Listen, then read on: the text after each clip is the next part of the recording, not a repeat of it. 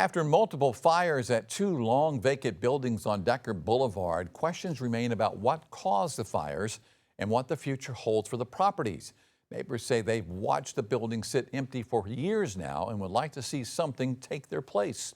Here's Josie Frost. These empty buildings have been a familiar sight along Decker Boulevard for years.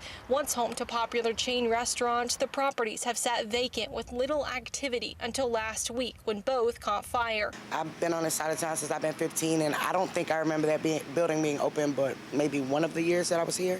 So particularly, I would just like to see them fill the spaces. Columbia Richland fire crews first responded to a fire at one of the buildings on Tuesday, June 9th. The next day, firefighters were called to a fire at the adjacent vacant building. Crews returned Thursday, June 11th to deal with the hot spot, and then again Friday night after another fire was reported. Fire Chief Aubrey Jenkins says the cause of the fires remains under investigation. For it to go past 24 hours or so, and then it catch back on fire, then that's kind of unusual. It's not out of the question, but it's kind of unusual. He says the buildings have no power, which means an electrical fire was unlikely. I think those buildings need to be tore down because we don't want anything else to happen, and then somebody go in and get hurt.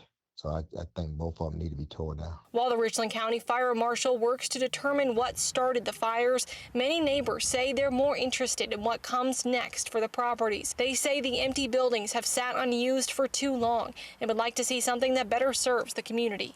Family hangouts, places for families to hang out that is safe for our children, places for our children to enjoy, family dining.